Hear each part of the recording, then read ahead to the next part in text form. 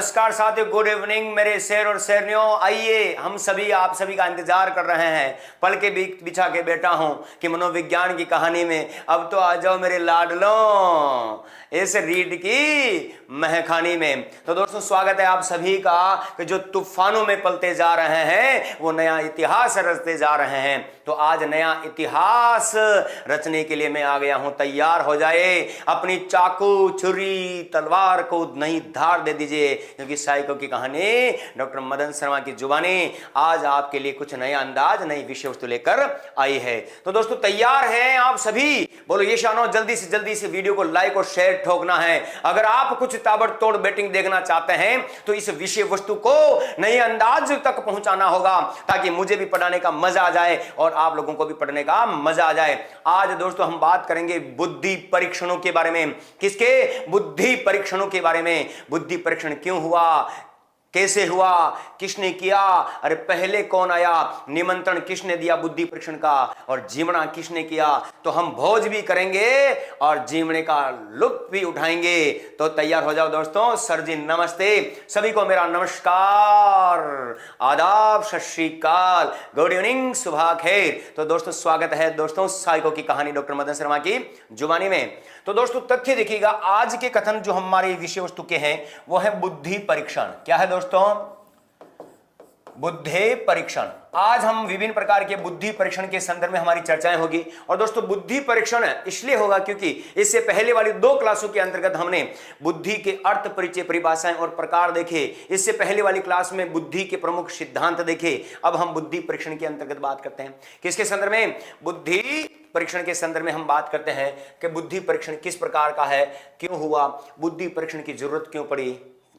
तो ये सारी चीजें हमारे माइंड को हिला कर रखती है। तो आज हिलने का नहीं, हिलाने का टाइम है और आज प्रहार करने का समय है दोस्तों। तो कथन देखिएगा क्या स्थिति है। देखें, बुद्धि परीक्षणों के बारे में अगर हम बात करते हैं दोस्तों तो सीधा सीधा सा कथन ध्यान रखना कि बालक बालिकाओं के द्वारा विभिन्न प्रकार का कार्य करने के उपरांत और उनके द्वारा किए जाने वाले कार्यों को देखकर हमें उनकी बुद्धि का अंदाजा नहीं लगता। तो हमें बुद्धि परीक्षण की जरूरत पड़ती है क्लास का वर्गीकरण करने के लिए, बच्चों की योग्यता का निर्धारण करने के लिए, प्रतिभाशाली बालकों का निर्धारण करने के लिए, पिछड़े बालकों का निर्धारण करने के लिए हमें किसकी जरूरत पड़ती है दोस्तों? बुद्धि परीक्षण की, कि कौन सा बालक किस कार्य को करने के लिए बना है। बाकी तो हमें कभी पता ही नहीं चलाएगा कि हम गधे और घोड़ों को एक जैसा हाँकते हैं। इसका मतलब कौन से बच्चे के साथ में किस प्रकार का व्यवहार होना चाहिए, वो सारी चीजों का पता लगाने के लिए हमें क्या देखना होता है दोस्तों?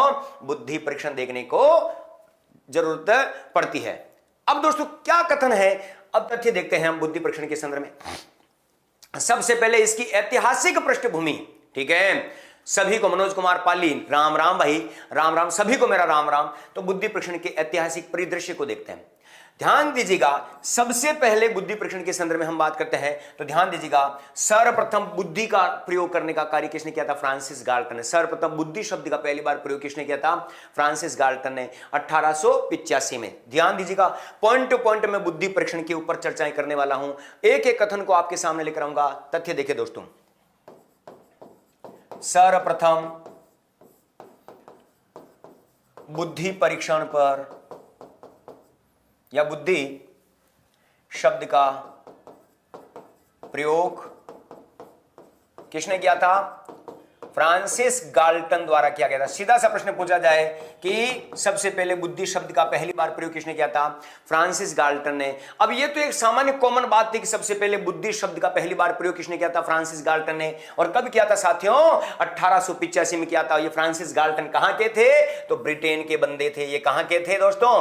ब्रिटेन के व्यक्ति थे। तो ध्यान रखना, ये एक ऐसे मनोवैज्ञानिक हैं जिन्होंने, ध्यान दीजिएगा, इन्होंने एक बात कही थी कि बुद्धि क्या है, क्यों है, कैसी है, जेनेटिक कोड का क्या प्रभाव पड़ता है, सारा सारा वर्णन किसने कर दिया था दोस्तों? फ्रांसिस गाल्टन ने 1885 में निर्धारण कर दिया था।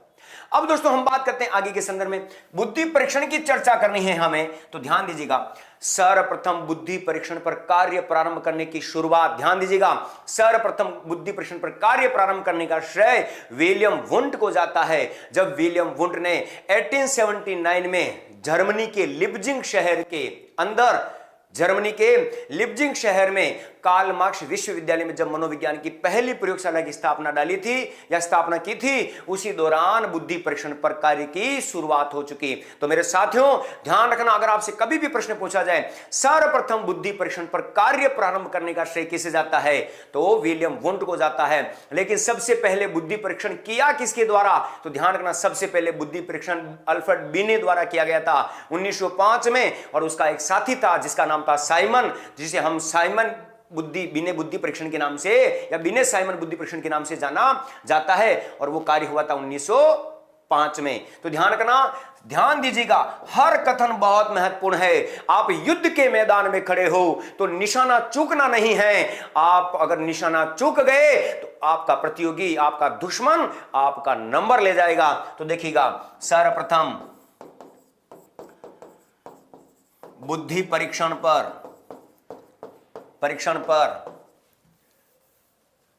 कार्य प्रारंभ करने का श्रेय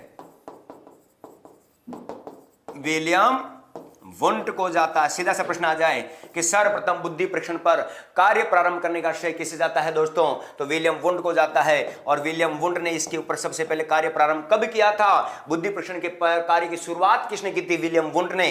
कब की थी, 1879 में, क्योंकि इसने सबसे पहले मनोविज्ञान की किसकी प्रयोगशाला की स्थापना की थी। किसकी प्रयोगशाला की क्या की थी, स्थापना की थी।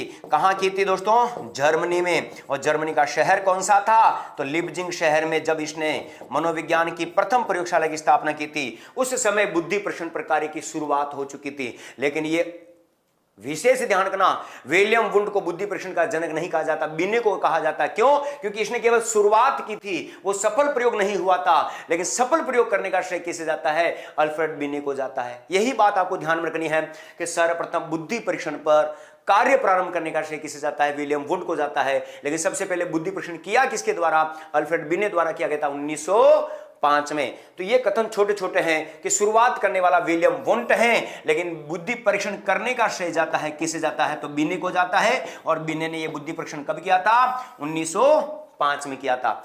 यही बातें आपको विशेष ध्यान रखनी है। तो दोस्तों ध्यान दीजिएगा कि बुद्धि शब्द का पहली बार प्रयोग करने का श्रेय किसे, फ्रांसिस गाल्टन को।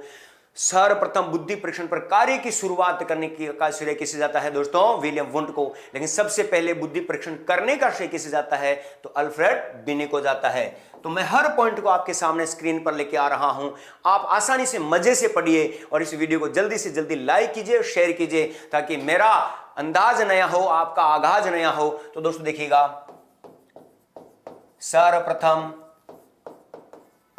बुद्धि परीक्षण करने का श्रेय, ठीक है, किसे जाता है, बिने को जाता है।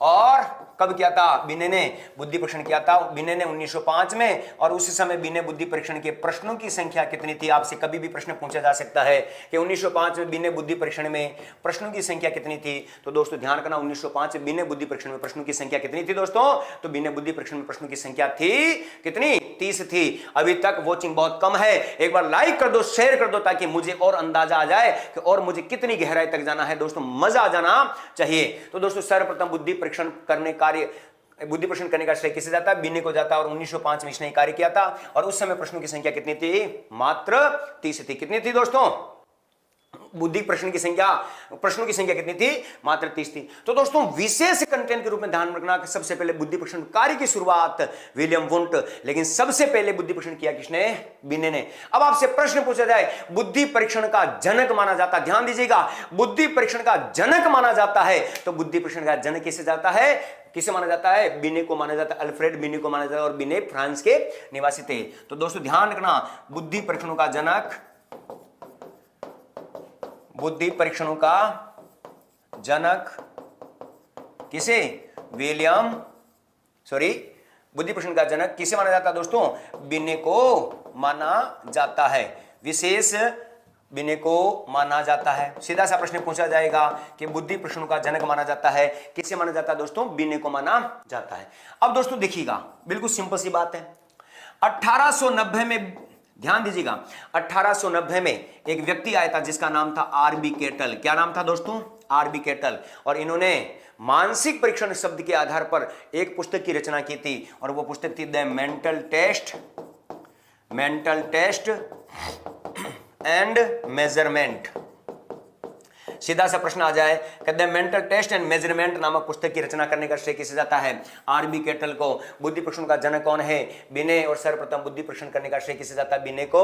और बुद्धि परीक्षण पर कार्य की शुरुआत किसने की? तो विलियम वुंट ने। ठीक है, विकास चौधरी टू यू। तो दोस्तों ये बातें इसके अंतर्गत आती है। हर बिंदु के ऊपर आपकी गहरी निगाह होनी चाहिए। ऐसा प्रश्न को लगना चाहिए कि मैं किसके हाथों में फंस गया आज। तो ये बातें इसके अंतर्गत आती है। अब दोस्तों हम बात करते हैं आगे की ओर। सर्वप्रथम शाब्दिक एवं व्यक्तिगत बुद्धि परीक्षण बिने द्वारा किया गया। सीधा सा प्रश्न देखना, सर्वप्रथम शाब्दिक एवं व्यक्तिगत बुद्धि परीक्षण किसके द्वारा किया गया? दोस्तों बिने द्वारा किया गया। कथन बहुत महत्वपूर्ण है, देखिएगा। सर्वप्रथम एक प्रश्न से एक लाइन से एक प्रश्न निकलेगा। एक लाइन से ध्यान दीजिएगा, एक लाइन से एक प्रश्न निकलेगा। सर्वप्रथम शाब्दिक व व्यक्तिगत बुद्धि परीक्षण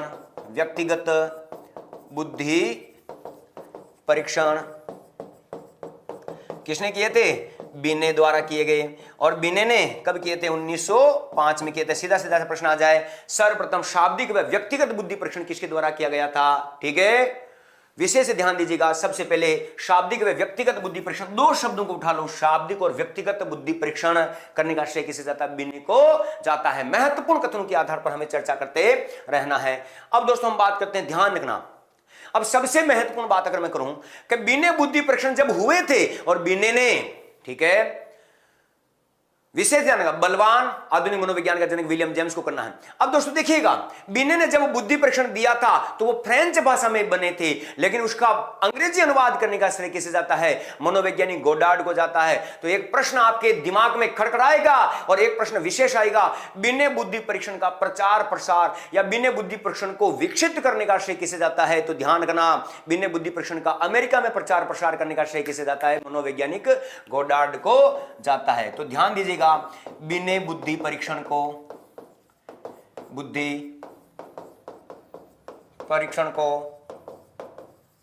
अमेरिका में प्रचार प्रसार, बिने बुद्धि परीक्षण का अमेरिका में प्रचार प्रसार करने का श्रेय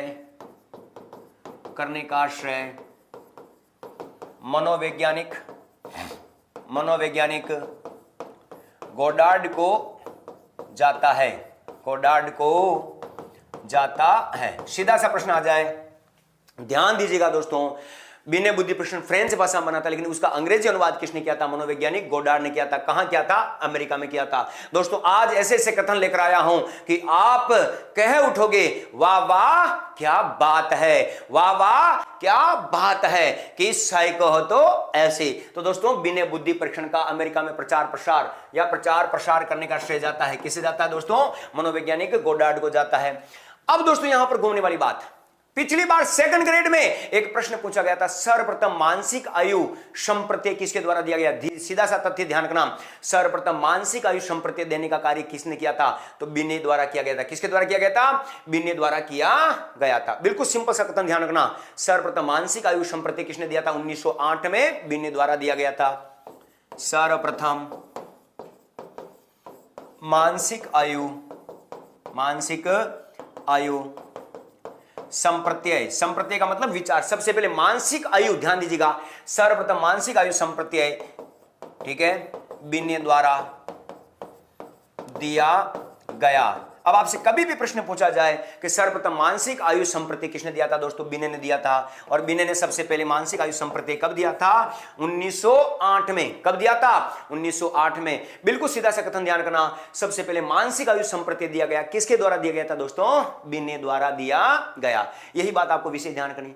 अब आपके सामने में एक छोटा सा प्रश्न लेकर आ रहा हूं, या तैयार है? तथ्य देखिएगा, तैयार है? अगर आप उस प्रश्न का इंतजार कर रहे हैं, प्रश्न बीच में जानना चाहते हैं, जल्दी से यस कीजिए। मैं आपके सामने प्रश्न फेंक रहा हूं, जल्दी से अपने कमेंट बॉक्स में अपना जवाब दीजिए। मैं आपको प्रश्न देने वाला हूं, तैयार हो जाओ।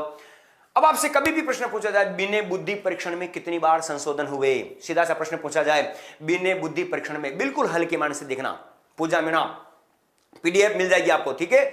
बिन्ने बुद्धि परीक्षण में, ठीक है, विशेष कथन देखिएगा कि बिन्ने बुद्धि परीक्षण में कितनी बार प्रश्न है आपके सामने। बिन्ने बुद्धि परीक्षण में, बिन्ने बुद्धि परीक्षण में कितनी बार संशोधन किया गया।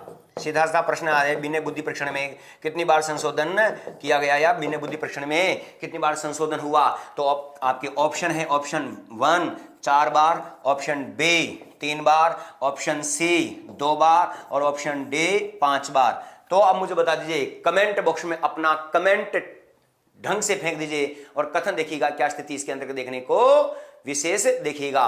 बिन्ने बुद्धि परीक्षण में कितनी बार संशोधन किया गया। तो बहुत सारे बच्चों के कमेंट आ चुके हैं 2 बार 2 बार 2 बार, कितनी बार 2 बार। तो दोस्तों ऑप्शन सी, ऑप्शन सी कि बिन्ने बुद्धि परीक्षण में कितनी बार संशोधन हुआ था, 2 बार संशोधन हुआ था। और कब हुआ था दोस्तों, तो 1908 में और 1911 में, 1908 में और 1911 में। सीधा सा प्रश्न पूछा जाए, बिन्ने बुद्धि परीक्षण में कितनी बार संशोधन हो चुका है, 1908 और 1911। सबसे पहले बुद्धि परीक्षण प्रकार की शुरुआत विलियम वोंट बुद्धि परीक्षण किया किसने, बिने ने। जनक कौन, Binet. Mental test and measurement R B Cattell, ठीक है। तो ये बातें इसके अंदर ध्यान में रखनी है। सबसे पहले शाब्दिक और व्यक्तिगत बुद्धि परीक्षण बिने। बहुत महत्वपूर्ण प्रश्न है, बहुत महत्वपूर्ण, ऐसा कंटेंट आज का चल रहा है, यहां से कई प्रश्न आ चुके हैं। मैं आपको 7 से 8 प्रश्न बता के जाऊंगा जो पिछली बार एग्जाम में पूछे जा चुके हैं, ठीक है दोस्तों। यही बातें इसके अंदर ध्यान में रखनी है कि बिन्ने बुद्धि परीक्षण में 2 बार संशोधन हो चुका है, 1908 और 1911 में। और प्रश्नों की संख्या विशेष देखिएगा 54 और 59 के आधार पर थी। 54 और 59 ये प्रश्न की संख्या थी। और 1930 में 1905 में प्रश्नों की संख्या कितनी थी, मात्र 30 प्रश्न थे। 1905 में बिन्ने बुद्धि परीक्षण में कितनी बार संशोधन हुआ, ठीक है। 1905 में बिन्ने बुद्धि परीक्षण में प्रश्न कितने थे, 30 थे। उसके बाद 1908 में संशोधन हुआ, 1911 में संशोधन हुआ। तो ये बातें इसके अंदर ध्यान में रखनी है दोस्तों। अब आपसे प्रश्न पूछा जाए, कथन देखिएगा, ठीक है। अब आपसे प्रश्न पूछा जाए कि सर्वप्रथम बुद्धि लब्धि ज्ञात करने के सूत्र का प्रतिपादन करने का श्रेय किसे जाता है, या सबसे पहले आईक्यू शब्द किसने दिया था।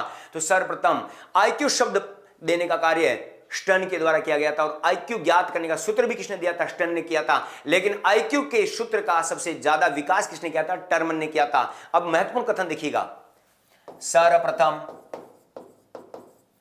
आईक्यू या बुद्धि लब्धि ज्ञात करने के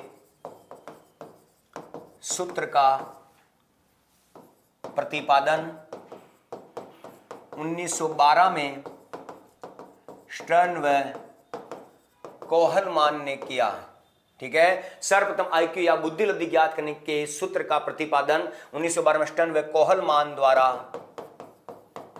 किया गया। बहुत महत्वपूर्ण बात, यहां से प्रश्न बनेगा, इसका मतलब प्रश्न बनेगा। कथन देखिएगा कि सर्वप्रथम आईक्यू या बुद्धि लब्धि ज्ञात करने के सूत्र का प्रतिपादन 1912 में स्टर्न व कोहलमान द्वारा किया गया, ठीक है। और सूत्र क्या था, आईक्यू बराबर MA/CA। इंटू 100 मत लगाना क्योंकि ये अधूरा सूत्र था। तो ध्यान दीजिएगा, विशेष बात लिख रहा हूं, नोट डालकर आपको एक बात ध्यान रखनी कि स्टर्न के सूत्र में संशोधन, स्टर्न के सूत्र में संशोधन या विकास किसके द्वारा दोस्तों, टर्मन द्वारा किया गया, टर्मन द्वारा किया गया। अब आपसे कभी भी प्रश्न पूछा जाए बुद्धि लब्धि ज्ञात करने के सूत्र का प्रतिपादन किसने किया था, स्टर्न ने किया था। लेकिन उसका सबसे ज्यादा विकास किसके द्वारा किया गया, तो विकास टर्मन द्वारा किया गया 1916 में। मानसिक आयु बटे हुए वास्तविक आयु, और यह अधूरा सूत्र था। तो टर्मन ने सूत्र क्या दिया, आईक्यू बराबर MA/CA मल्टीपल 100, अर्थात टर्मन ने इसका विकास कर दिया और इंटू 100 लगा दिया। तो दोस्तों विशेष कंडीशन के रूप में आपके सामने कंटेंट रख रहा हूं। बहुत महत्वपूर्ण बात चल रही है कि सर्वप्रथम बुद्धि लब्धि ज्ञात करने का श्रेय किसे जाता है, ठीक है। 2018 में 2016 में ये एग्जाम में आ चुका है, जिसमें ऑप्शन में स्टर्न नहीं था तो टर्मन ही उत्तर माना गया था। आपको टर्मन ही यहां पर विशेष बताना है, ध्यान देना कि बुद्धिलब्धि सूत्र का विचार किसका था, स्टर्न का था, लेकिन उसका विकास किसने किया था, टर्मन ने किया था। तो आपको विशेष टर्मन के संदर्भ में ध्यान में रखना है। अब दोस्तों देखिएगा कि सर्वप्रथम आईक्यू या बुद्धिलब्धि ज्ञात करने का सूत्र किसने दिया था, टर्मन ने दिया था, लेकिन विकासकर्ता कौन है दोस्तों, टर्मन दिया। ये स्टर्न और टर्मन में आपको कभी कंफ्यूज नहीं होना है। 1912 में स्टर्न ने दिया था, लेकिन सबसे ज्यादा विकास करने का काम किसने किया था, टर्मन के द्वारा किया गया था। क्योंकि इसके सूत्र में अधूरापन था, इनटू शो नहीं था, तो टर्मन ने इनटू शो लगाकर इसको पूर्ण कर दिया। That's clear. यही बात आपको विशेष ध्यान में रखनी है।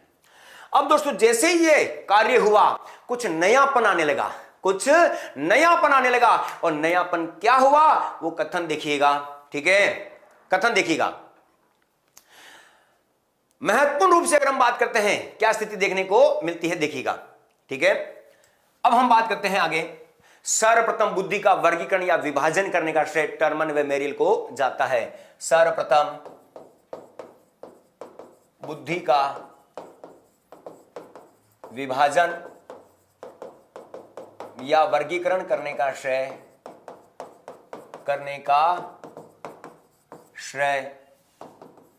किसे जाता है, टर्मन और मेरिल को जाता है। सीधा सा प्रश्न आ जाए कि सबसे पहले या सर्वप्रथम बुद्धि का विभाजन या उसका वर्गीकरण करने का श्रेय किसे जाता है, तो दोस्तों ध्यान देना, किसे जाता है, टर्मन व मेरिल को जाता है। सबसे पहले बुद्धि का वर्गीकरण या विभाजन करने का श्रेय किसे जाता है, टर्मन व मेरिल को जाता है। फिर नया बिंदु इसके साथ में क्या है, सबसे पहले शाब्दिक और व्यक्तिगत बुद्धि परीक्षण किसने किए थे, बिने ने किए थे, लेकिन अशाब्दिक व सामूहिक बुद्धि परीक्षण किसने किए थे, टर्मन ने। तो ध्यान रखना, सबसे पहले व्यक्तिगत और शाब्दिक बुद्धि परीक्षण बिने, लेकिन अशाब्दिक और सामूहिक बुद्धि परीक्षण किसने किया था, तो दोस्तों ध्यान रखना, टर्मन द्वारा किया गया था। ठीक है, किल्विस 5 संशोधन को छोड़ दो, 2 ही संशोधन करने हैं आपको। ठीक है, तमराज किल्विस 2 ही संशोधन करना है, इसके एक्स्ट्रा कुछ भी नहीं जाना। ठीक है, अब कथन देखिएगा, मूल रूप से देखिएगा क्या स्थिति आती है। सर्वप्रथम सामूहिक व अशाब्दिक बुद्धि परीक्षण, सामूहिक व अशाब्दिक बुद्धि परीक्षण टर्मन द्वारा किए गए। ये बात भी आपको विशेष ध्यान करनी है। सबसे पहले शाब्दिक और व्यक्तिगत किसने किया था, बिने ने, और सबसे पहले सामूहिक व अशाब्दिक किसने किया था, टर्मन ने किया। That's clear.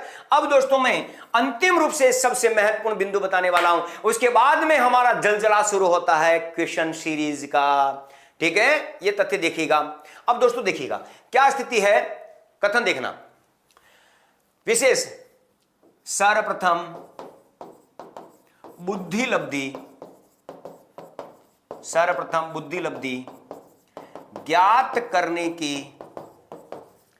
सारणी का प्रतिपादन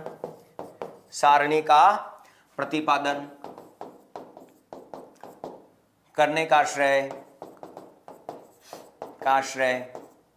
किसे जाता है दोस्तों, टर्मन को जाता है। सीधा सीधा सा प्रश्न आ जाए, सर्वप्रथम बुद्धिलब्धि ज्ञात करने की सारणी का प्रतिपादन करने का श्रेय जाता है, तो दोस्तों किसे, ठीक है, किसे, टर्मन को जाता है। सबसे पहले आईक्यू ज्ञात करने की सारणी किसने दी थी, टर्मन ने दी थी। आईक्यू ज्ञात करने का सूत्र किसने दिया था, स्टर्न ने दिया था। उस सूत्र का विकास किसने किया था, टर्मन ने किया था। तो ये स्टर्न और टर्मन में कभी कंफ्यूज नहीं होना। स्टर्न ने सबसे पहले बुद्धिलब्धि ज्ञात करने का सूत्र दिया, लेकिन उसका विकास करने का श्रेय टर्मन को जाता है, और उन्होंने सबसे पहले बुद्धिलब्धि ज्ञात करने की सारणी का प्रतिपादन किया था, टर्मन ने 1916 में। अब दोस्तों देखिएगा, बहुत ही महत्वपूर्ण बातें मैं आपके सामने, बांसवाड़ा से नमस्कार, आप सभी को मेरा नमस्कार। मोदी रोजगार दो, ये तो तत्व चलता ही रहेगा। अब दोस्तों हम बात करते हैं आगे, आईक्यू ज्ञात करने की सारणी पर आ जाओ, ताकि मैं आपको अच्छे से अच्छे ढंग के प्रश्न करवा सकूं। आईक्यू ज्ञात करने की सारणी, यानी कि बुद्धिलब्धि ज्ञात करने की सारणी। बोलो, बुद्धिलब्धि ज्ञात करने की सारणी को देखना चाहते हो, जल्दी से देखना चाहते हो तो यस कमेंट में लिख दो। एक बार वीडियो को लाइक और शेयर करना ना भूलें, ताकि आपका ये कार्य मुझे एक पुनर्बलन का तत्व देता है। तो दोस्तों अभी तक लाइक और शेयर आपकी तरफ से हुआ नहीं है, तो कंटेंट देखें। आईक्यू ज्ञात करने की सारणी के संदर्भ में क्या क्या बातें होती है और क्या तथ्य देखने को मिलते हैं। आईक्यू ज्ञात करने की सारणी देखिएगा, क्रम, आईक्यू और श्रेणी। क्रम, आईक्यू एवं श्रेणी। अब दोस्तों क्रम और आईक्यू श्रेणी में क्या क्या तथ्य देखते हैं, जल्दी से देखिएगा। नंबर 1, 2, 3, 4, ठीक है, 5, 6, या मैं अपने इसे क्रम से अभी नहीं करें तो हम ऐसे वैसे देख लेते हैं। 140 प्लस, जिन बालक बालिकाओं की बुद्धि लब्धि 140 से प्लस होती है वो कौन से होते हैं दोस्तों, प्रतिभाशाली। आप भी साथ साथ में लिख लेना, ठीक है। जिन बालक बालिकाओं की बुद्धि लब्धि 140 से प्लस होती है वो कौन से होते हैं, प्रतिभाशाली होते हैं, जीनियस स्टूडेंट होते हैं। जिन बालक बालिकाओं की बुद्धि लब्धि 120 से 139 होती है वो कौन से होते हैं, प्रखर बुद्धि होते हैं। कौन सी बुद्धि के होते हैं दोस्तों, प्रखर बुद्धि के होते हैं। किसी भी इधर उधर तथ्य मत करना, तथ्य इधर उधर मत करना, कंडीशन देखिएगा, ठीक है। जिन बालक बालिकाओं की बुद्धि लब्धि 140 से प्लस है वो प्रतिभाशाली। जिन बालक बालिकाओं की बुद्धि लब्धि 120 से 139 है वो प्रखर बुद्धि। और जिन बालक बालिकाओं की बुद्धि लब्धि 110 से 119 होती है वो उच्च बुद्धि के होते हैं, सुपर के संदर्भ में, ठीक है, सुपीरियर और सुपर। तो दोस्तों देखिए 110 से 119 उच्च बुद्धि के और 90 से 109 ये सामान्य या एवरेज बुद्धि के, सामान्य बुद्धि। अब यहां पर प्रश्नों का जलजला शुरू होगा और प्रश्न ऐसे हैं कि मजा आ जाएगा कि आला रे आला, आला रे आला। तो कथन देखिएगा, नमस्कार सभी को। तो 90 से 109 सामान्य बुद्धि और कभी कभी 80 से 89 में हम देखते हैं तो सामान्य अल्प मंद बुद्धि, सामान्य अल्प मंद बुद्धि वाला तत्व रहता है। फिर हम बात करते हैं कभी 70 से 79 के अंतर्गत, तो ये होते हैं कैसे, मंद बुद्धि। कौन से दोस्तों, मंद बुद्धि। और 70 से कम ये होते हैं जड़ बुद्धि। कौन से दोस्तों, जड़ बुद्धि। तो ये बात आपको 7 वर्गीकरण विषय से ध्यान रखना। मैं इसमें से प्रश्न करवाने वाला हूं, बहुत महत्वपूर्ण प्रश्न करवाने वाला हूं, ताकि हमें मजा आ जाएगा और आनंद की बांसुरियां बजेगी। कथन बिल्कुल आपके सामने है और कथन किस प्रकार का रहा वो कथन आप आसानी से देख सकते हो। अब दोस्तों ये कथन था और इसी कथन के अनुसार अगर हम बात करें आगे का वर्गीकरण भी अगर मैं आपके सामने रख दूं तो दोस्तों देखिएगा, यहां पर 50 से 69 की बात कर दूं, ठीक है, 50 से 69 तो मूर्ख में आप डाल दो। और अगर, ठीक है, मूर्ख में आप डाल दो, उसके बाद में 25 से 49 कर दूं तो महामूर्ख में डाल दो। किस में डाल दो, महामूर्ख में डाल दो।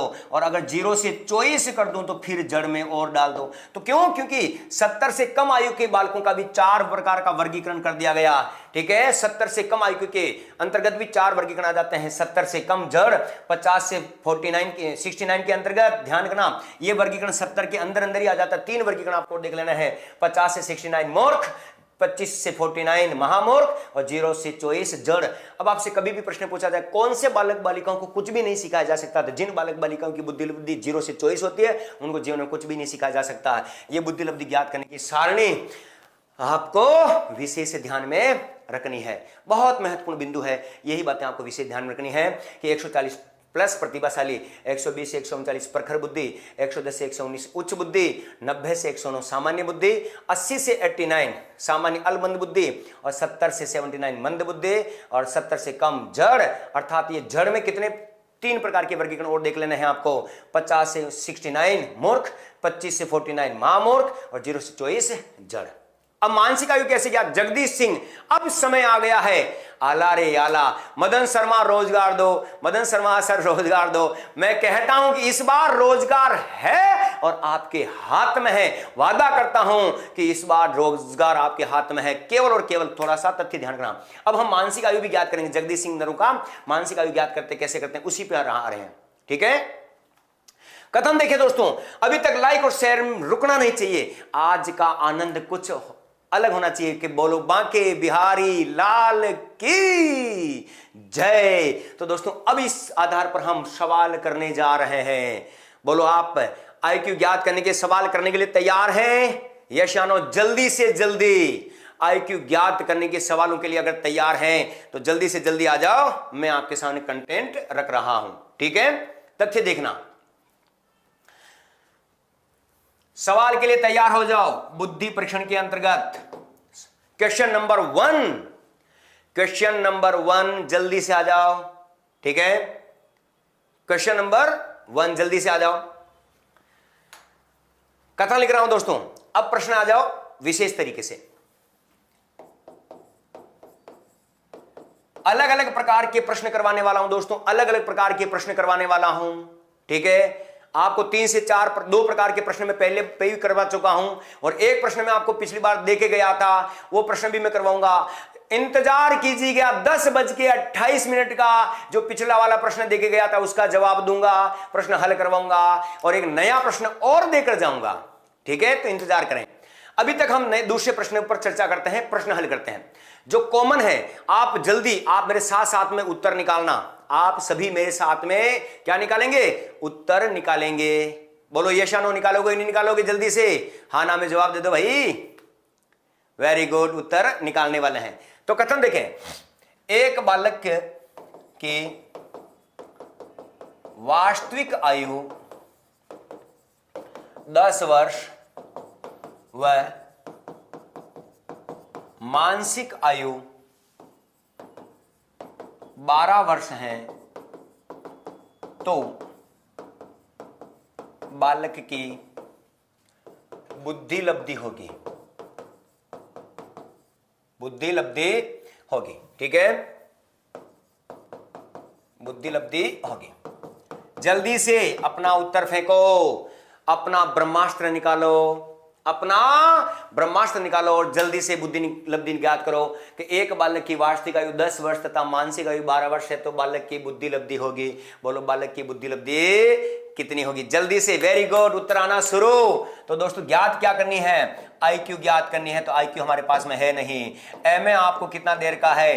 12 वर्ष। कितना देर का है? 12 वर्ष। और सीए कितना? Chronicle age, mental age upon chronicle age कितनी देर की है? 10 वर्ष। तो सूत्र लगा दो, आईक्यू बराबर कितना? आईक्यू बराबर एमए अपॉन सीए मल्टीपल 100। तो आईक्यू बराबर कितना? 12/10 इंटू 100। तो बराबर कितना? आईक्यू बराबर 120। बोलो बालक कौन सी बुद्धि का है? कौन सी? प्रखर बुद्धि का। कौन सी बुद्धि का दोस्तों? प्रखर बुद्धि का। आपको ये श्रेणी भी ध्यान में रखनी है कि बालक कौन सी बुद्धि का है? तो प्रखर बुद्धि। बोलो सवाल हल करना आया कि नहीं आया? अभी तक तो शुरुआत है, बहुत इजी सवाल लिया अभी तक तो मैंने, बहुत इजी सवाल लिया। अब मैं पन्ने चेंज करूंगा, अब मैं पन्ने चेंज करने वाला हूं। कथन देखें, अब मैं पन्ने चेंज करने वाला हूं। स्टेप 1 हुई है, इसी सवाल को देखिएगा। ठीक है दोस्तों, इसी सवाल को देखना। पिछला वाला सवाल 10:28 पर मुझे याद दिलाना कि सर समय हो चला है, वो घड़ी आ गई। ये गाना गाना है, ये गाना गाना है और घड़ी का इंतजार करवाना है। तो दोस्तों आईक्यू बराबर एमए, आईक्यू ज्ञात करनी थी। एमए 12 था, सीए 10 था और आईक्यू बराबर एमए अपॉन सीए मल्टीपल 100। तो बोलो आईक्यू कितनी आई? 120। प्रखर बुद्धि। बोलो ये शानो सवाल हल करना है कि नहीं आया? अब इसी सवाल में मैं एक नया तरीका बता रहा हूं, एक नई चीज ज्ञात करनी है आपको। अब मान लीजिए स्टेप 2 में आपको आईक्यू 120 दे रखी हो, सीए आपको 10 वर्ष देर का हो और एमए ज्ञात करना हो। ठीक है, तो जो चीज ज्ञात करनी है उसको एक्स मान लो। सवाल वही है, सूत्र भी वही लगेगा। जो चीज ज्ञात करनी है उसको एक्स मान लो। अब मानसिक आयु कितनी देर, बुद्धि लब्धि कितनी देर की? 120। वास्तविक आयु कितनी देर की? 10। मानसिक आयु ज्ञात करो। तो सूत्र बुद्धि लब्धि ज्ञात करने के लिए लगाओ, आईक्यू बराबर एमए अपॉन सीए मल्टीपल 100। ठीक है, तो आईक्यू की जगह 120 का 120 रख दिया, एमए को एक्स मान लिया, सीए की जगह 10 लिख दिया और इंटू 100। दो पदों में जब बराबर होता है तो दोनों के बीच में बराबर होने पर वज्र गुणा करते हैं, तो x का ट्रांसफर कर दो। तो x बराबर क्या करोगे? 120 इंटू 10/100। 0 से 0, 0 से 0 बराबर कितना बच गया? x। ठीक है, कितना बच गया? तो x बराबर 12 वर्ष। तो आपकी कितनी आ गई है? मानसिक आयु कितनी आई? 12। तो दोस्तों यही बात ध्यान में रखनी है। तीसरा स्टेप, ठीक है, ये स्टेप आपका कौन सा हुआ? 2 हुआ। स्टेप 3 में आ जाओ। अगर आपको फिर से IQ 120 देर की हो, MA आपको कितना देर का हो, 12 वर्ष देर का हो, और CA ज्ञात करना हो तो उसको क्या मानोगे, फिर वही कंडीशन IQ बराबर MA अपॉन CA मल्टीपल 100, तो 120। ठीक है, क्या है 120। ठीक है, बिल्कुल नॉर्मल तरीके से हम कथन देख लेते हैं ताकि आसानी से आपको विषय वस्तु का पता चल सके। अब दोस्तों देखिएगा, इसका बराबर कितना था, 12 वर्ष। अब इसी बात को अगर यूं देखते हैं तो कथन देखें तो दोस्तों देखिएगा कैसे, IQ 120 देर की, तो 120 बराबर क्या है 12/x इंटू 100। वापस वही की चीज करो, x बराबर क्या करोगे 12 इंटू 100/120, 0 से 0, 12 से 12 बराबर x बराबर कितना बच गया 10 वर्ष। इसका मतलब एक ही सवाल में आपको कितने सवाल करवा दिए मैंने, 3। एक बालक की वार्षिक आयु 10 साल थे, मानसिक आयु 12 साल थे, तो IQ भी ज्ञात कर ली, मानसिक आयु भी ज्ञात कर ली और वार्षिक आयु भी ज्ञात कर ली। तो दोस्तों यही कथन आपको विशेष ध्यान में रखना है। ठीक है, बोलो उत्तर आ जाएगा कि नहीं आ जाएगा। जो चीज ज्ञात करनी उसको x मान लो, सवाल का फॉर्मूला वही रखो, IQ बराबर MA अपॉन CA। तो ये सरल तरीके से मैंने सवाल हल करवा दिया। पानी पी लेता हूं मैं।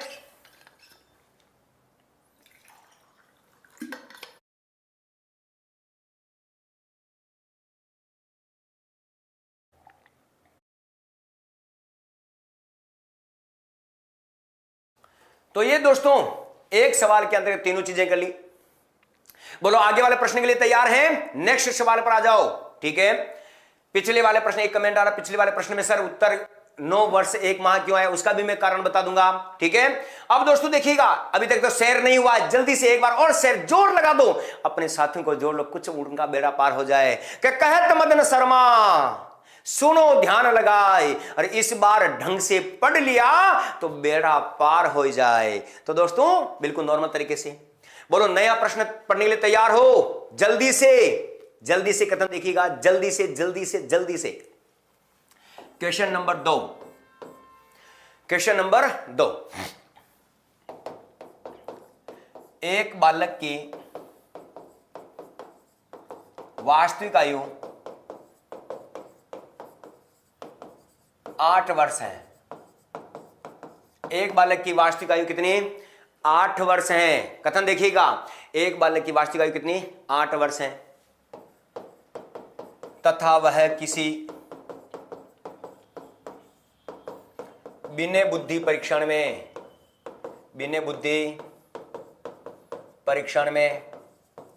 115 अंक प्राप्त करता है। एक बालक की, ध्यान दीजिएगा, एक बालक की वास्तविक आयु 8 वर्ष है तथा वह किसी बिना बुद्धि परीक्षण में 115 अंक प्राप्त करता है, तथा एक अन्य बालक जिसकी वास्तविक आयु 10 वर्ष है और वह भी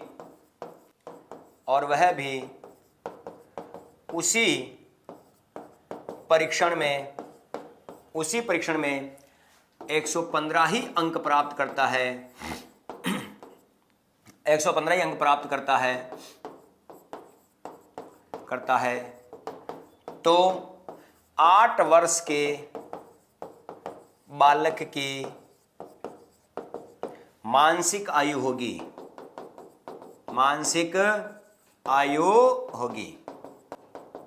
बिल्कुल सीधा सा सरल जवाब। जल्दी से अपना दिमाग लगाना शुरू कर दो,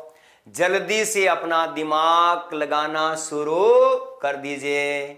ठीक है, प्रश्न को ढंग से पढ़ो। एक बालक की वास्तविक आयु 8 वर्ष है तथा वह किसी बिना बुद्धि परीक्षण में 115 अंक प्राप्त करता है, तथा एक अन्य बालक जिसकी वास्तविक आयु 10 वर्ष है और वह भी उसी बुद्धि परीक्षण में 115 ही अंक प्राप्त करता है, तो 8 वर्ष के बालक की मानसिक आयु होगी। जल्दी से बता दो, जल्दी से। ऑप्शन दे रहा हूं आपको, ऑप्शन देख लीजिएगा। ऑप्शन है 10 वर्ष, ऑप्शन 10 वर्ष, ऑप्शन बी 12 वर्ष, ऑप्शन सी 8 वर्ष और ऑप्शन डी ठीक है 14 वर्ष।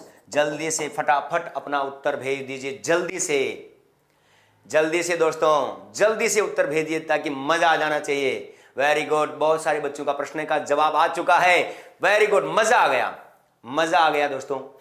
ठीक है, तो उत्तर कितना है दोस्तों इसका? उत्तर हुआ 10 वर्ष। 8 वर्ष के बालक की मानसिक आयु कितनी हो जाएगी? 10 वर्ष हो जाएगी। कैसे? सभी की नजर इधर ले आओ, सभी की नजर इधर हो जानी चाहिए। देखो ठीक है, हल कैसे करते हैं मैं आपको, इसमें कोई बुद्धि लब्धि का सूत्र नहीं लगाना है, ये रीजनिंग पैटर्न से होगा। बिल्कुल आसानी से इसको हल करना है दोस्तों, बिल्कुल आसानी से। ठीक है, कथन देखें। एक बालक, मान लीजिए बालक ए और बालक बी, बालक ए और बालक बी। बालक ए 8 साल का है और बालक बी 10 साल का है। बालक ए कितने साल का? 8 साल का। यही सवाल मैं यहां पर ले आया हूं। बालक ए 8 साल का, बालक बी 10 साल का। ये 8 साल का बालक भी कितने अंक ला रहा है? 115। और ये 10 साल का लड़का है, फिर भी कितने नंबर ला रहा है? ये भी 115 ला रहा है। इसका मतलब 8 साल का लड़का भी 115 नंबर लाता है, 10 साल का लड़का भी 115 ही नंबर लाता है। तो मतलब क्या हुआ?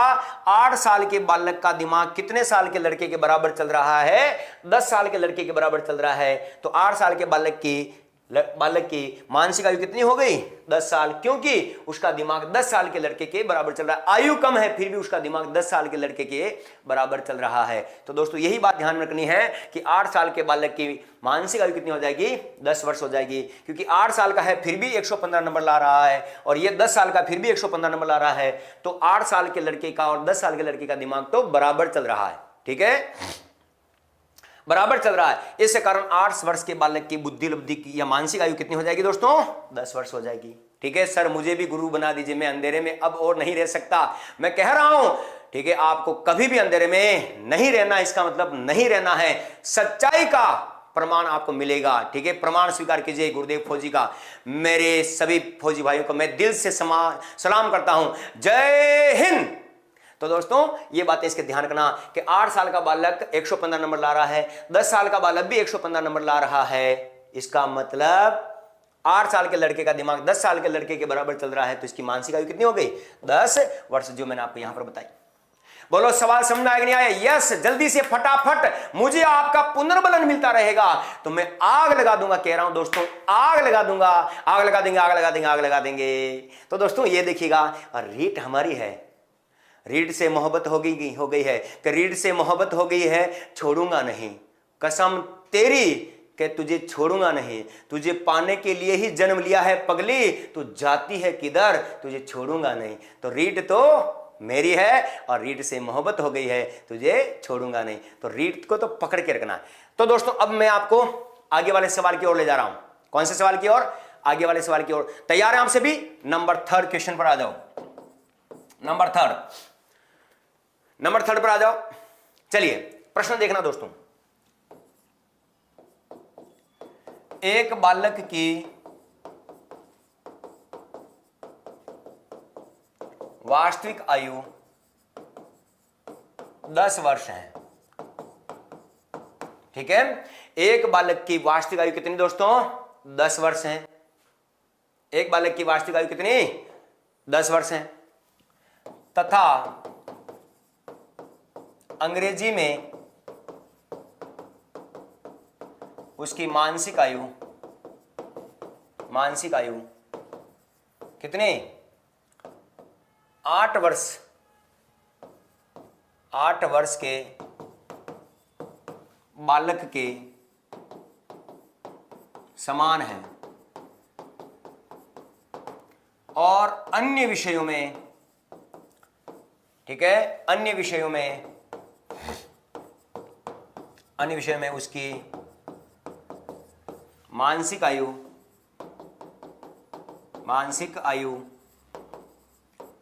10 वर्ष के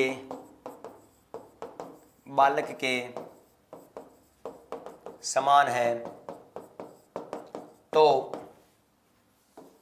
बालक की बुद्धि लब्धि होगी।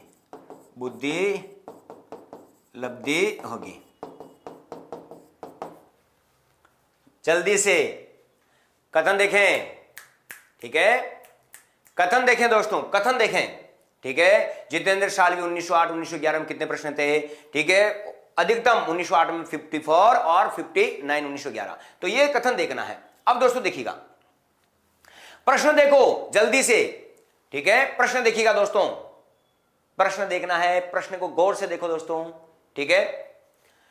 एक बालक की वास्तविक आयु 10 वर्ष है तथा अंग्रेजी में उसकी मानसिक आयु 8 वर्ष के बालक के समान है, ठीक है, 8 वर्ष के बालक के समान है, और अन्य विषय में उसकी मानसिक आयु 10 वर्ष के बालक के समान है, तो बालक की बुद्धि लब्धि होगी। जल्दी से फटाफट, वेरी गुड, उत्तर आना शुरू, उत्तर आना शुरू। Option A 90, option B 100, option C 80 और ऑप्शन डी 70। जल्दी से फटाफट उत्तर दे दो, फटाफट उत्तर आ जाना चाहिए दोस्तों, फटाफट जल्दी से दे दो, क्योंकि अभी तक बहुत सारी चीजें बाकी है।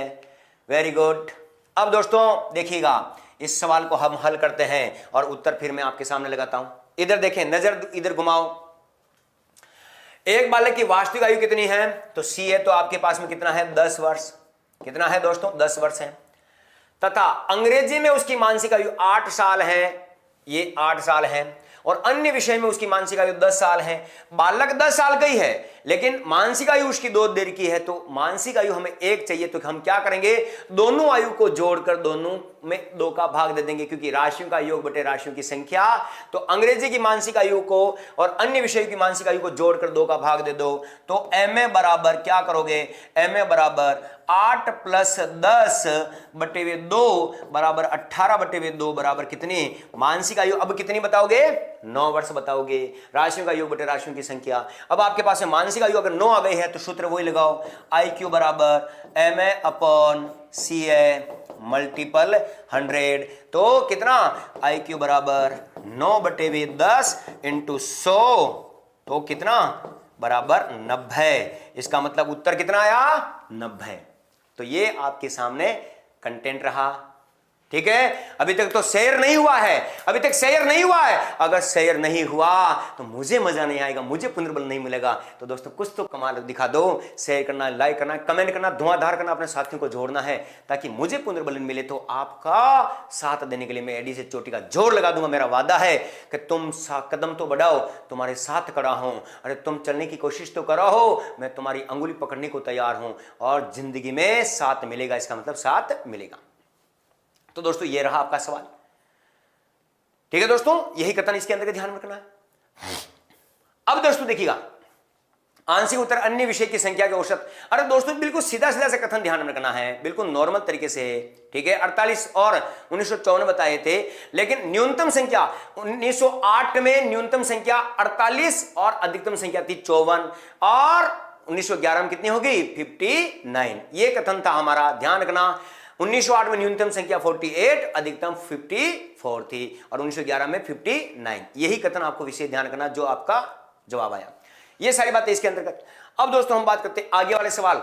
अगर आप तथ्य देखिएगा, सर छा गए, धुआं धुआं हो रहा है। कथन देखना है, क्या है दोस्तों, कथन देखना है, ठीक है। कथन देखें, बोलो नया प्रश्न देखने के लिए तैयार है, जल्दी से आ जाओ, हाँ ना में जवाब दीजिए, जल्दी से जवाब दीजिए, हाँ ना में, ठीक है। नंबर 4, क्वेश्चन 4, नया प्रश्न, नया तरीका, नया अंदाज, यस और नो में जवाब, ठीक है। मदन सर को साक्षी मानकर कहता हूं कि मैं रीड को तमराज किलवेश, बिल्कुल मैं तुम्हारे साथ हूं, मेरा वादा है मेरे भाई। तो प्रश्न पर आ जाओ, क्वेश्चन नंबर 4। क्वेश्चन नंबर 4 में एक बालक की, ठीक है, एक बालक की वास्तविक आयु 16 वर्ष है तथा बुद्धि लब्धि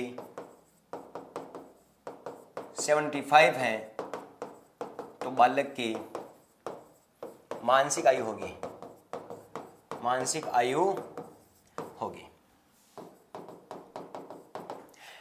कथन देखें, कथन देखें दोस्तों, एक बालक की वास्तविक आयु 16 वर्ष है तथा उसकी बुद्धि लब्धि 75 है, तो बालक की मानसिक आयु होगी। जल्दी से उत्तर मैं आपके सामने लिख रहा हूं, ठीक है, सवाल भी हल करूंगा मैं आपके सामने। इसका जवाब फेंको जल्दी से, इसका जवाब जल्दी से फेंक दो। मैं ऑप्शन वगैरह के आधार पर भी मैं बात करूंगा। जल्दी से इसका जवाब फेंको, जल्दी से इसका जवाब। ए 12 वर्ष, बी 15 वर्ष, सी 10 वर्ष और डी 8 वर्ष। जल्दी से उत्तर, जल्दी से, ठीक है, जल्दी से आ जाओ। समय नहीं है, समय बहुत कम बचा है क्योंकि 10:28 होने वाले, 10 मिनट से खाली। जल्दी से। तो दोस्तों देखिएगा, IQ बराबर कितनी देर की आपको 75, IQ बराबर कितनी देर की है 75। MA कितना है आपके पास में ज्ञात करना है, CA कितना है 16 वर्ष है। तो सूत्र वही लगाओ, IQ बराबर MA/CA मल्टीपल 100। जो चीज ज्ञात करनी है उसको x मानो, तो 75 बराबर, ठीक है, x/16 × 100 नीचे 1, x का ट्रांसफर करो तो क्या करना है 75 × 16/100। तो 4 का भाग, ये 25 का भाग 4 बार, 25 का भाग 3 बार, 4 का भाग 16 में 4 बार, 3 चौक 12। बोलो उत्तर कितना आ गया 12 वर्ष। ये प्रश्न आ चुके हैं दोस्तों और वही प्रश्न आपको हमेशा ध्यान में रखना है। दैट्स क्लियर, तथ्य ध्यान रखना। अब आपके सामने फिर मैं नया बिंदु लेके आ रहा हूं, इसी से जुड़ा हुआ रिलेटेड नया बिंदु। नया बिंदु देखिएगा, नया बिंदु क्या, नया कंटेंट क्या है। और हां, कल की क्लास में लाइव आना मत भूलना, क्लास शुरू होने से पहले इंतजार करना। कल हमारी स्टार्ट होगी संवेगात्मक बुद्धि। कल हम तथ्य देखेंगे, संवेगात्मक बुद्धि, नए नए तथ्य देखने को मिलेंगे आपको। तो दोस्तों देखिएगा क्या स्थिति रहती है। अब मैं आपके सामने 2 बातें बता रहा हूं बुद्धि के संदर्भ में। बुद्धि परीक्षण के प्रकार, बुद्धि परीक्षण के प्रकार कितने, बुद्धि परीक्षण के प्रकार, बुद्धि परीक्षण। अब बुद्धि परीक्षण कितने प्रकार का होता है, 2। एक होता है व्यक्तिगत और दूसरा होता है सामूहिक। एक होता है व्यक्तिगत बुद्धि परीक्षण, एक होता है सामूहिक बुद्धि परीक्षण। व्यक्तिगत बुद्धि परीक्षण में 2 प्रकार के भेद आते हैं। पहला है शाब्दिक और दूसरा है अशाब्दिक। शाब्दिक और अशाब्दिक। कथन देखिएगा दोस्तों, क्लास का टाइम रोज 9:30 बजे से 10:30 मदन शर्मा लाइव, ठीक है।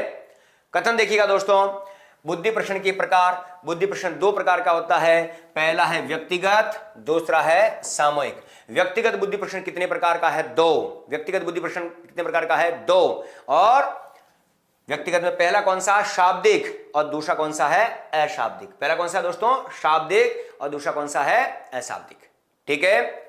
अब मुझे 1 लाख तक का इंतजार नहीं है, केवल इतना सा करो कि हमारे क्लास का कथन अच्छा हो जाए। यही बात आपको ध्यान में रखना है दोस्तों।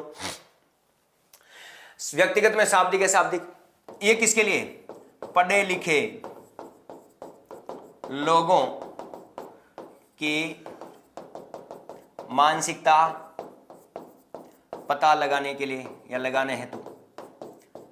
अब आपसे पूछा जाए पढ़े लिखे व्यक्ति की मानसिकता का पता किससे लगाओगे, शाब्दिक से।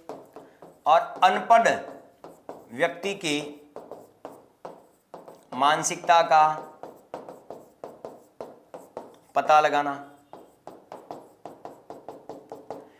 इसमें किसका प्रयोग करोगे, शब्द का या वाक्य का, शब्द और वाक्य का, इसमें चित्र और संकेत का, ठीक है। तो दोस्तों शाब्दिक बुद्धि परीक्षण जो होता है वो पढ़े लिखों के लिए होता है, अशाब्दिक बुद्धि परीक्षण होता है वो अनपढ़ लोगों के लिए होता है। फिर आता है सामूहिक बुद्धि परीक्षण, भी 2 प्रकार का होता है दोस्तों, आर्मी अल्फा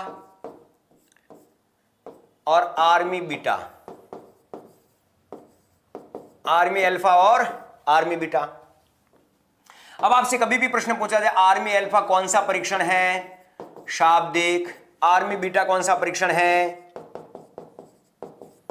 अशाब्दिक।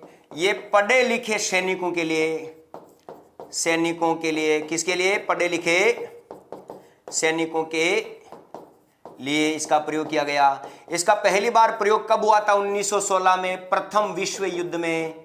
प्रथम विश्व युद्ध में पढ़े लिखे सैनिकों की, पढ़े लिखे सैनिकों का मतलब जिन्हें अंग्रेजी भाषा का ज्ञान था, ठीक है।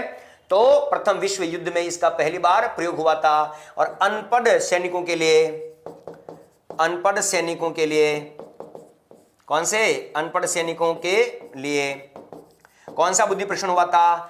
आर्मी बीटा हुआ था। तो दोस्तों बुद्धि परीक्षण के दो प्रकार हैं, ठीक है, ध्यान दीजिएगा, ध्यान देना। बुद्धि परीक्षण के कितने प्रकार के, नोटिफिकेशन का मैं पूरा कथन करवा दूंगा और हर बच्चे को नोटिफिकेशन मिलेगा, कथन देखिएगा कि बुद्धि परीक्षण कितने प्रकार का, दो, व्यक्तिगत और सामूहिक बुद्धि परीक्षण।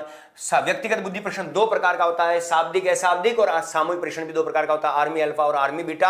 आपसे कभी भी प्रश्न पूछा जाए आर्मी अल्फा परीक्षण का पहली बार प्रयोग कब हुआ था? 1916 में, प्रथम विश्व युद्ध के दौरान। 2013 सेकंड ग्रेड में प्रश्न पूछा जा चुका था, अनपढ़ व्यक्ति की मानसिकता का पता लगाना है तो कौन सा परीक्षण करोगे? अशाब्दिक। तो ये सामान्य परिचय दोस्तों, ज्यादा कोई टेंशन वाली बात नहीं है। मैं क्या कह रहा हूं, हर चीज में झंडा गाड़ेंगे, इसका मतलब हर चीज में झंडा गाड़ेंगे, ठीक है, ये बातें इसके अंतर्गत आई। अब दोस्तों समय हो चला है, एक महत्वपूर्ण कथन में आपके सामने, ठीक है, आपसे ही सीखा है, आज जाना है। अब दोस्तों देखिएगा क्या कथन देखना है। अब आपसे प्रश्न पूछा जाए, बुद्धि के 2 वर्ष होते हैं, 2 वर्ष होते हैं, बुद्धि के कितने वर्ष होते हैं? सीधा सा प्रश्न पूछा जाए, बुद्धि के वर्ष होते हैं कितने? जल्दी से दीजिएगा। बुद्धि के 2 वर्ष होते हैं, बुद्धि के 2 वर्ष होते हैं। और बुद्धि के कितने वर्ष होते हैं दोस्तों? 2 वर्ष होते हैं, ठीक है, ध्यान दीजिएगा। बुद्धि के कितने वर्ष होते हैं? 2 वर्ष होते हैं, ध्यान देना। आर्मी अल्फा 1916 में, ठीक है, गामा नहीं चाहिए। बुद्धि के 2 वर्ष होते हैं, पहला बेसिल वर्ष,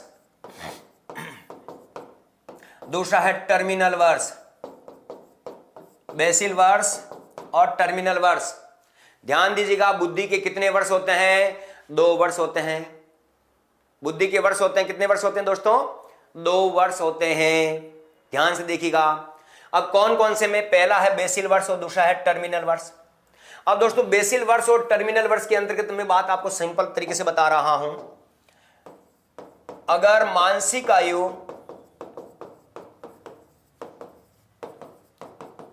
वास्तविक आयु से अधिक हो तो उसे कौन सा वर्ष कहते हैं? बेसिल वर्ष कहते हैं।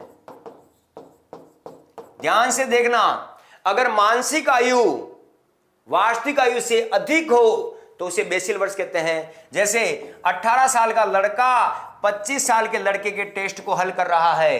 18 साल के, वास्तविक आयु 18 साल है लेकिन वो 25 साल के लड़के के टेस्ट को हल कर रहा है, तो इसके मानसिक आयु कितनी होगी? 25 साल। तो मानसिक आयु वास्तविक आयु से ज्यादा है तो बेसिल वर्ष, और मानसिक आयु वास्तविक आयु से कम है तो टर्मिनल वर्ष। बिल्कुल 10:30 बजने में 2 मिनट, 10:30 बजने में 2 मिनट की देरी है, 10:28 हो चुके हैं, मैं प्रश्न लेकर आ रहा हूं।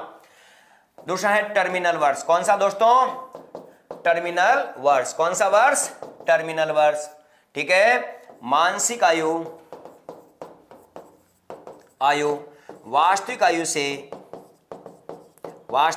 आयु से कम हो तो उसे टर्मिनल वर्ष कहते हैं, वर्ष कहते हैं। मैं याद दिला दूं आपको दोस्तों, 3000 का टारगेट होने वाला है, जल्दी देखिएगा। मैं याद दिला दूं आपको, 2018 में सेकंड ग्रेड में प्रश्न पूछा जा चुका है और प्रश्न यह था कि बेसिल वर्ष का संबंध होता है बुद्धि से। तो बुद्धि के वर्ष कितने? 2। मानसिक आयु ज्यादा है वास्तविक आयु से तो बेसिल वर्ष, मानसिक आयु वास्तविक आयु से कम है तो उसे टर्मिनल वर्ष के नाम से जाना जाता है मेरे लाडलों। अगर 18 साल का लड़का है 25 साल के लड़के के टेस्ट को हल कर रहा है तो बेसिल वर्ष, लेकिन 25 साल का लड़का अगर 18 साल के टेस्ट को हल नहीं कर पा रहा है तो वो टर्मिनल वर्ष हो जाएगा। एसटीसी वाला बीएड वालों के प्रश्न को हल कर ले तो बेसिल वर्ष, लेकिन बीएड वाला एसटीसी वालों के प्रश्न को हल नहीं कर सके तो वो टर्मिनल वर्ष हो जाता है। तो दोस्तों यही बात है इसके अंतर्गत। अब आता है अंतिम कथन, तैयार हो जाओ। जो मैं प्रश्न देकर गया था और प्रश्न जो एक्सरसाइज प्रश्न था आपका, एक्सरसाइज प्रश्न के ऊपर देखिएगा। एक 11 वर्षीय बालक विनय स्टैनफोर्ड, ठीक है, परीक्षण में, ठीक है, बोर्ड परीक्षण में 130 अंक प्राप्त करता है। मान लीजिए उसका सामान्य संभाव्य वक्र 100 है, वह क्षेत्र या संभाव्य वक्र क्षेत्र कितना 100 है, वह क्षेत्र 15 है, तो उन बालकों 11 वर्षीय बालकों के प्रतिशत की गणना करो जिनसे इन्होंने या इन बालकों ने 72 अंक, 72 का मतलब श्रेष्ठ अंक प्राप्त किए। और आपको ऑप्शन भी देखे गया था दोस्तों, ठीक है, कथन देखिएगा, तथ्य देखना, ऑप्शन देखे गया था 98, 90, 80 और 70। जल्दी से उत्तर बता दो प्रश्न में आपको। और आपको और बता दूं, सीटेट 2014 में यह प्रश्न आ चुका है। जो यूं कहता है ना, ध्यान रखना, जो यूं कहते हैं ना ये तो सीडीपी का है, ये तो प्रश्न गलत है, तो समझ लेना कि उसका बेड़ा गर्क है। वो आपको कभी नहीं चाहता कि वो आपका सिलेक्शन करवा सके, ठीक है, ये बात आपको हमेशा ध्यान रखना, ठीक है। कथन देखना है कि एक 11 वर्षीय बालक बिना स्टैनफोर्ड परीक्षण में, ठीक है, 130 अंक प्राप्त करता है। मान लीजिए उसका सामान्य संभाव्य वक्र क्षेत्र 100 है, वह क्षेत्र 15 है, तो उन 11 वर्षीय बालकों के प्रतिशत की गणना कीजिए जिनसे इन बालकों ने बेहतर अंक प्राप्त किए। तो दोस्तों बताओ, उत्तर बताओ जल्दी से उत्तर। 98, 97.7, 98, वेरी गुड 98। किसी ने बी, किसी ने सी, तो दोस्तों उत्तर कितना है 98। इस सवाल को स्टैटिक्स पैटर्न पर किया जाएगा, मैं आपको बता रहा हूं, इस सवाल को स्टैटिक्स पैटर्न पे किया जाएगा। और इस सवाल का स्टैटिक्स पैटर्न में बता देता हूं, इसका फॉर्मूला ध्यान रखना। इस सवाल का फॉर्मूला ध्यान रखना दोस्तों, Z बराबर, Z का मतलब जेटा, प्रतिशत को हम यहां पर स्टैटिक्स में क्या है, Z बराबर यानी कि जेटा नाम से, ठीक है, Z बराबर n minus mu upon sigma. ये फॉर्मूला लगाना आपको, Z बराबर n minus mu upon sigma. तो Z बराबर, ठीक है, अंक कितने थे 130। इसका पूरा फॉर्मूला मैं आपको आगे बता देता हूं ताकि आपको आसानी रहेगी, ठीक है। n बराबर कितना है 130, ध्यान दीजिएगा, n बराबर 130, ठीक है, म्यू बराबर 100, ठीक है, और सिग्मा बराबर 15। तो अब आपको फॉर्मूला ध्यान रखना है कि जेटा बराबर n minus mu upon sigma. तो देखिएगा जेटा बराबर 130 माइनस 100, जो देखिएगा ये 130 अंक ये रहे, ठीक है, और 100 क्षेत्र के और उप क्षेत्र कितना 15, तो 130 माइनस 100 बटे वे 15 बराबर कितना 30 बटे वे 15 बचा।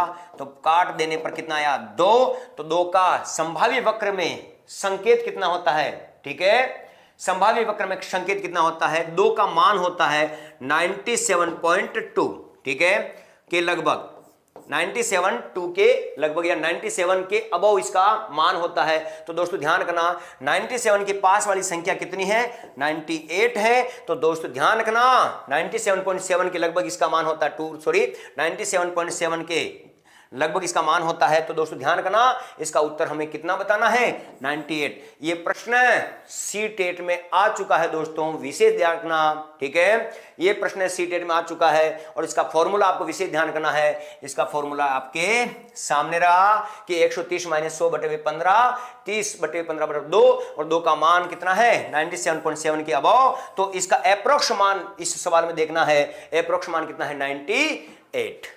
ठीक है दोस्तों, यही कथन आपको विशेष ध्यान में रखने की क्या करनी है, कोशिश करनी है, ठीक है। तो दोस्तों ये था आपका आज का तथ्य। और दोस्तों विशेष ध्यान से देखिएगा, कल की जो हमारी क्लास होगी, ठीक है, कल की जो हमारी क्लास होगी वो होगी संवेगात्मक बुद्धि। और आज का प्रश्न मैं आपके लिए फेंक कर जा रहा हूं, उत्तर आप अभी भी बता सकते हो। कथन देखिएगा, उत्तर आप अभी भी बता सकते हो। ठीक है, जिनको वो ये कुछ बच्चे कह रहे हैं मुझ सर मुझे तथ्य ध्यान में नहीं पड़ा, तो दोस्तों मैं कमेंट बॉक्स में इसकी पूरी व्याख्या आपको डिस्क्राइब करके और भेज दूंगा। तथ्य ध्यान करना, ये सवाल एक ऐसा सवाल है जो कई प्रकार से प्रश्न आ चुका है। ठीक है, और आपको इसका जवाब इस फॉर्मूले से ही देना है। प्रश्न के लिए तैयार हो जाओ। प्रश्न है नंबर 5, प्रश्न दे रहा हूं, निम्न में से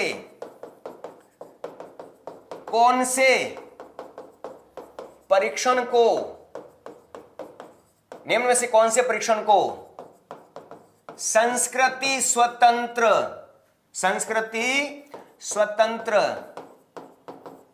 परीक्षण भी कहा जाता है? निम्न में से कौन से परीक्षण को संस्कृति स्वतंत्र परीक्षण भी कहा जाता है? ठीक है, ऑप्शन 1 अशाब्दिक बुद्धि परीक्षण को, ठीक है, दूसरा है शाब्दिक बुद्धि परीक्षण को, शाब्दिक बुद्धि परीक्षण को, नंबर सी, ठीक है, व्यक्तिगत बुद्धि परीक्षण को, व्यक्तिगत बुद्धि परीक्षण को, और ऑप्शन डी सामूहिक बुद्धि परीक्षण को, सामूहिक बुद्धि परीक्षण को। अब मुझे बता दीजिए कि निम्न में से कौन से परीक्षण को अशाब्दिक, कौन से, निम्न में से कौन से परीक्षण को संस्कृति स्वतंत्र परीक्षण, कल्चर फ्री टेस्ट के नाम से भी जाना जाता है? तो दोस्तों क्या है इसके अंतर्गत आपको कल इसका जवाब बताना है, और कल हम बात करेंगे संवेगात्मक बुद्धि, जिसमें भरपूर मात्रा में ज्ञान और भरपूर मात्रा में मनोरंजन होगा। तो दोस्तों मुझे आज्ञा दीजिए, हम फिर मिलते हैं किसी नई विषय वस्तु के साथ में। तब तक के लिए जय हिंद, जय Bharat, thank you very much, जय भारत, जय जवान, जय किसान।